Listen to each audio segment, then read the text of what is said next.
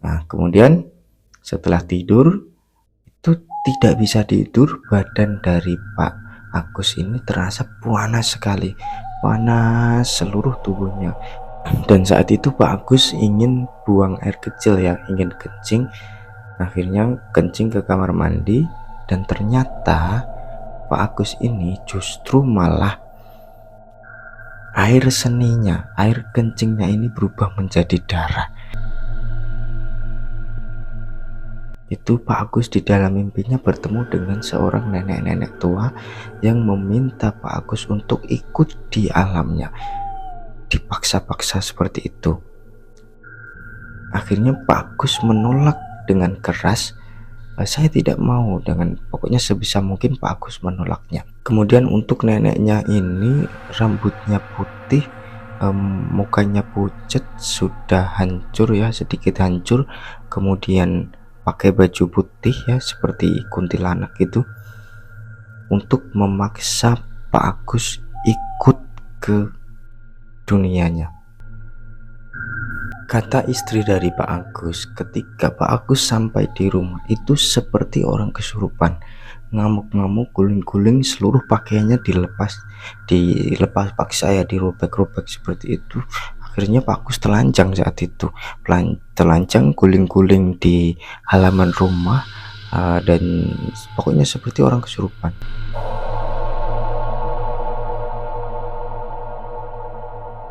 Assalamualaikum warahmatullahi wabarakatuh. Pada malam hari ini saya akan menceritakan kepada subscriber semua tentang cerita Pak Agus yang selamat dari korban tumbal pesugihan oleh majikannya.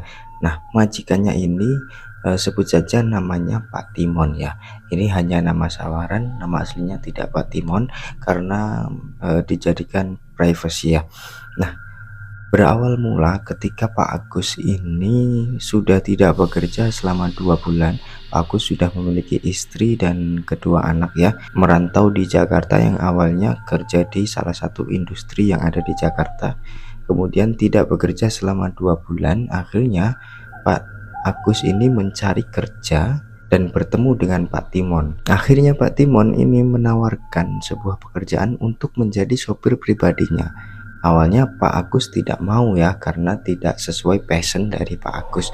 Akan tetapi karena kebutuhan keluarga, mencari kerja di zaman sekarang kan susah ya, maka Pak Agus mengiyakan untuk menerima tawaran dari Pak Timon.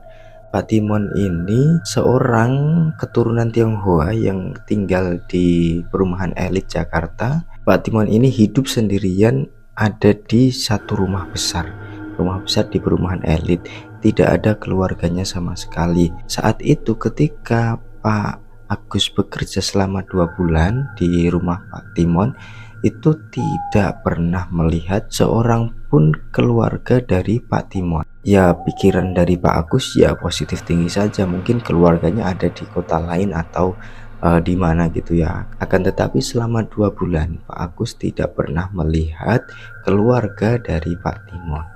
Nah, itu cerita awal antara Pak Agus dan Pak Timon bertemu untuk menjalin hubungan kerjasama di dalam pekerjaannya, yaitu Pak Agus dijadikan sopir pribadinya. Pak Timon ini merupakan orang yang kaya raya tentunya ya, karena tinggal di perumahan elit di Jakarta.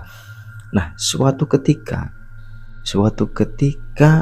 ada kejanggalan di mana Pak Agus ini diajak oleh Pak Timon ke suatu tempat pegunungan ya, pegunungan sepi sekali.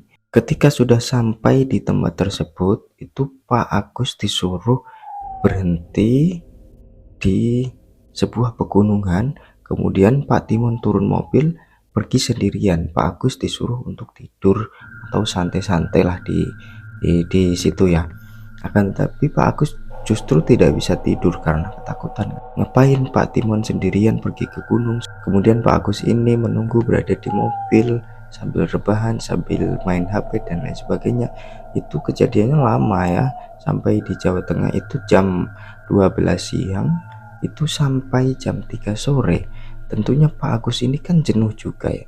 jenuh berada di mobil. Nah saat itu pas waktu adzan asar ya, di situ gak kedengaran ada adzan. Pas jam 3 sore, akhirnya Pak Timon kembali ke mobil, lalu disuruh untuk langsung pulang tanpa ada istirahat sama sekali. Bahkan Pak Agus itu minta istirahat.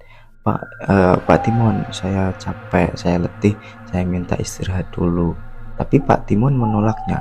Gak usah, nanti istirahat di rumah saja, kita langsung perjalanan dari Jawa Tengah ke Jakarta ya. Ketika Pak Agus langsung disuruh pergi pulang ke Jakarta bersama Pak Timon, keadaan sudah capek banget itu, menunggu, tidak bisa tidur dan lain sebagainya.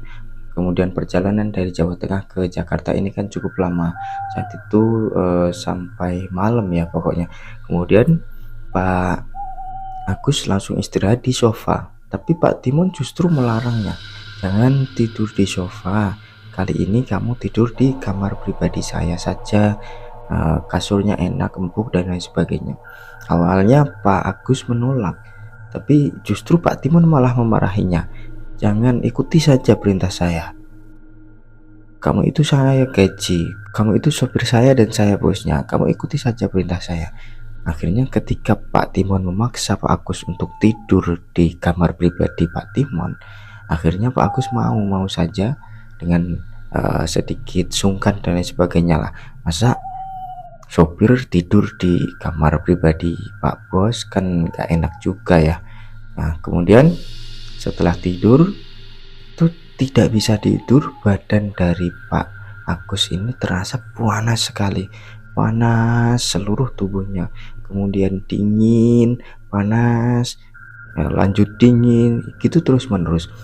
Dan saat itu Pak Agus ingin buang air kecil ya, ingin kencing. Akhirnya kencing ke kamar mandi, dan ternyata Pak Agus ini justru malah air seninya, air kencingnya ini berubah menjadi darah. Pak Agus ini sangat ketakutan, ini gimana, atau saya punya penyakit apa. Pokoknya saat itu takutlah, kencing tapi kencing darah, ini kan sudah tidak wajar. Dan Pak Agus juga tidak yang aneh-aneh ya, tidak ada penyakit, riwayat penyakit kelamin atau lain sebagainya. Akhirnya Pak Agus ini minta pamit, minta pulang ke rumah. Akhirnya diizinkan untuk pulang ke rumah. Saat itu pulang ke rumah, naik bus ke rumahnya. Ketika Pak Agus sampai di rumah, Pak Agus langsung tidak sadar diri. Badan Pak Agus masih terasa panas dingin, terus ya seperti itu. Itu Pak Agus di dalam mimpinya bertemu dengan seorang nenek-nenek tua yang meminta Pak Agus untuk ikut di alamnya, dipaksa-paksa seperti itu. Akhirnya Pak Agus menolak dengan keras, saya tidak mau, dengan pokoknya sebisa mungkin Pak Agus menolaknya. Kemudian untuk neneknya ini rambutnya putih, mukanya pucat, sudah hancur ya, sedikit hancur, kemudian pakai baju putih ya seperti kuntilanak gitu, untuk memaksa Pak Agus ikut ke dunianya. Tiba-tiba ada seperti angin berwarna putih itu langsung menyerang dari si nenek itu. Dan ternyata ketika Pak Agus sudah sadar, itu sudah dikerumunin banyak orang itu di rumah, istrinya, anak-anaknya, kemudian ada tetangga-tetangganya dan lain sebagainya. Kemudian bertanya, saya kenapa? Saat itu sudah enakan. Saya kenapa? Kata istri dari Pak Agus, ketika Pak Agus sampai di rumah itu seperti orang kesurupan, ngamuk-ngamuk, guling-guling, seluruh pakaiannya dilepas paksa ya, dirobek-robek seperti itu. Akhirnya Pak Agus telanjang saat itu, telanjang guling-guling di halaman rumah, dan pokoknya seperti orang kesurupan. Akhirnya inisiatif dari istri Pak Agus itu memanggil sang kiai, memanggil kiai yang ada di daerah situ. Kemudian dikasih doa, dikasih minum dari doa tersebut ya, dikasih minum. Dan ternyata bayangan putih yang menyerang nenek tadi itu ya bacaan dari Pak Kiai ini. Kemudian ketika sudah sadar, badan Pak Agus enakan, akhirnya dapat telepon lagi dari Pak Timon, disuruh balik ke Jakarta lagi, bekerja lagi. Nah, saat itu Pak Agus sangat kesal sekali ya dengan Pak Timon. Kenapa? Karena keadaan sakit pun masih disuruh untuk balik lagi ke Jakarta bekerja dengan Pak Timon. Dan ketika Pak Agus sampai ke rumah Pak Timon, itu sudah ada banyak orang, dan ternyata Pak Timon meninggal dunia. Nah, disitu kan tidak ada keluarga dari Pak Timon sama sekali. Yang ada itu tetangganya dan juga pihak yang berwajib. Ini kenapa kok bisa seperti ini, kan gitu ya. Pak Agus setelah prosesi pemakaman langsung pulang ke kampung halamannya lagi dan bercerita kepada Pak Kiai yang memberikan doa tadi ya. Bercerita kalau Pak Timon ini sudah meninggal dunia, saya sudah tidak bekerja lagi, seperti itu. Akhirnya Pak Ustadz tadi menceritakan apa sebenarnya yang terjadi kepada Pak Agus. Ya, bilang alhamdulillah. Yang pertama bilang innalillahi ya, karena Pak Timon sudah meninggal dunia. Kemudian yang kedua bilang alhamdulillah kamu Pak Agus selamat dari tumbal ya. Nah, itu sepertinya majikan Pak Agus itu menjalani program pesugihan. Dan kenapa tidak ada keluarganya sama sekali ya, sepertinya keluarganya itu sudah dijadikan tumbal semua, dan tumbal berikutnya harusnya Pak Agus. Tapi Pak Agus alhamdulillah masih selamat, sudah sampai di rumah dan masih bisa diselamatkan. Akhirnya senjata makan tuan tumbalnya ya Pak Timon sendiri. Ya alhamdulillahnya Pak Agus bisa selamat. Baiklah, itu cerita singkat dari Pak Agus yang hampir menjadi tumbal pesugihan oleh majikannya. Semoga cerita ini bisa kita ambil sisi positifnya. Intinya yang namanya pesugihan itu tidak ada yang nikmat, tidak ada yang abadi. Artinya gimana? Tentu itu kenikmatan sesaat, harta banyak tapi tidak bisa menikmati hasil kerjanya, hasil dari harta kekayaannya. Itu tidak bisa menikmati, penuh dengan teror-teror dan lain sebagainya, dan menjadikan keluarganya itu mati satu persatu. Itulah kenapa kita dilarang untuk bersekutu dengan setan, iblis dan lain sebagainya. Semoga kita semua selalu berada di lindungan Allah Subhanahu wa taala, ditetapkan iman kita ya, amin ya rabbal alamin. Baiklah para subscriber, apabila kalian semua memiliki cerita misterius, cerita mistis, cerita kisah nyata, horor dan lain sebagainya, bisa share ke saya di nomor yang sudah saya sediakan di deskripsi, untuk bisa saya ceritakan kepada subscriber semua untuk bisa diambil pelajaran dan hikmahnya. Baiklah, apabila ada kesalahan dari saya, akhirul kalam, wassalamualaikum warahmatullahi wabarakatuh.